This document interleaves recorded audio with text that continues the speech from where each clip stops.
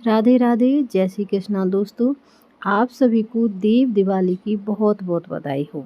तो कार्तिक महीना समाप्त हो रहा है और आज के दिन सारे देवता मिलकर के धरती पर आते हैं और वो दिवाली मनाते हैं, इसलिए इसका नाम देव दिवाली पूर्णमासी है।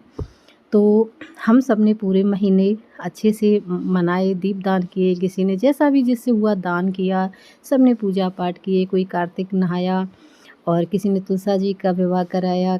और सारे त्यौहार हमारे दिवाली, गोवर्धन, भाई दूज, करवा चौथ, कोई अष्टमी, सारे इस महीने में हमारे व्रत पड़ते हैं, पूजाएं पड़ती हैं। तो हम सभी ने मिलकर के धूमधाम से मनाया और आज मनाएंगे। सारे देवता मिलकर के धरती पर आएंगे और वो धूमधाम से देव दिवाली मनाएंगे। तो हम सबको भी आज के दिन दीप दान जरूर करना चाहिए, पूजा पाठ हमें भी ज़्यादा से ज़्यादा करना चाहिए। तो आज के दिन मैं आपके साथ देव दिवाली की कथा शेयर कर रही हूँ। तो चलिए फिर बिना देरी करते हुए स्टार्ट करते हैं। पौराणिक मान्यताओं के अनुसार देव दिवाली का पर्व अत्यंत पावन और महत्वपूर्ण माना गया है। कथा के अनुसार इसी दिन भगवान शिव ने त्रिपुरासुर नामक हत्याचारी राक्षस का वध किया था। जब कार्तिकेय ने तारकासुर का वध किया तो त्रिपुरासुर के 3 पुत्र तारकाच, कमलाच और विदुनमाली ने अपने पिता के वध का प्रतिशोध लेने के लिए उन्होंने कठोर तपस्या कर ब्रह्मा जी को प्रसन्न किया और अमरता का वरदान मांगा। ब्रह्मा जी ने अमर होने का वरदान देने से मना कर दिया, लेकिन उन्होंने ऐसी इच्छा व्यक्त की कि उनका अंत ही हो जब अभिजीत नक्षत्र में तीनों स्वर्णमयी पुरियां एक सीध में आ जाएं और कोई उन्हें एक ही बाण से समाप्त करे। इस वरदान के फलस्वरूप वे लगभग अजय हो गए और तीनों लोगों पर अपना अत्याचार आरंभ कर दिया।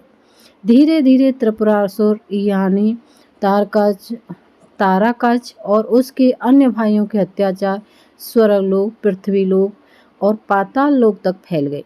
ऋषि मुनि और देवता अत्यंत कष्ट में आ गए तथा सभी ने भगवान शिव की शरण ली।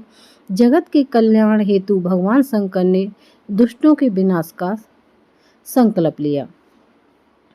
भगवान शिव का दिव्य रथ और युद्ध त्रिपुरासुर का वध करने के लिए भगवान शिव ने दिव्य रथ से युद्ध की तैयारी की और पृथ्वी को रथ, सूरज, चंद्रमा को रथ के पहिए, मेरु पर्वत को धनुष, वासुकी नाग को धनुष की डोर और समस्त देवताओं की लंबी साधना ऊर्जा को शस्त्र का रूप दिया।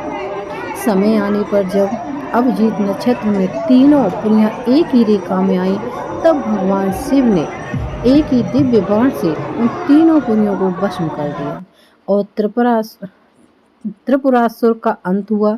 इसी कारण भगवान शिव को त्रिपुरारी या त्रिपुरांतक कहा जाता है।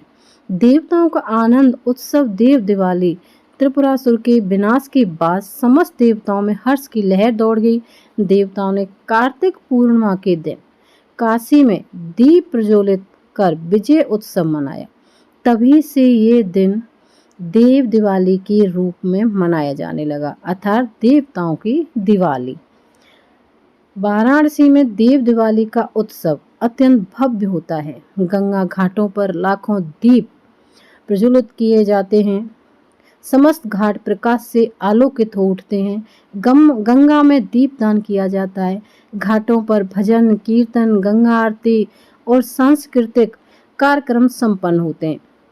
यह दृश्य ऐसा प्रतीत होता है मानो संपूर्ण काशी स्वर्गलोक की तरह दीप्तमान हो उठी हो। देश ही नहीं बल्कि विदेशों से लोग इस अद्भुत दृश्य का साक्षात्कार करने आते हैं। देव दिवाली केवल प्रकाश का पर्व नहीं बल्कि असुरता पर दिव्यता की, अहंकार पर धर्म की और अधर्म पर सत्य की जीत का प्रतीक है। यह पर्व हमें सिखाता है कि जब संसार में अंधकार बढ़ता है तब दिव्य शक्ति स्वयं उसका अंत करने के लिए प्रकट होती है। तब से ये देव दिवाली मनाई जाती है। सारे देवता धरती पर आकर दीप जलाते हैं और उत्सव मनाते हैं। तो हम सब भी मिलकर दीपदान ज़्यादा से ज़्यादा अपने घर में दीपदान करें, सभी जगहों पे करें, मंदिर में करें, तुलसा जी पर करें, जहाँ सारी जगह अच्छी होती है किचन में करें, मतलब हर जगह पे दीपदान करें, अपने घर को दिवाली की तरह ही तैयार करें, सजाएं। तो आप सभी को ये कथा कैसी लगी मुझे कमेंट करके ज़रूर बताइएगा। और देखिए मेरे लड्डू गोपाल जी, मैंने भी अपने मंदिर में दीपदान किया है।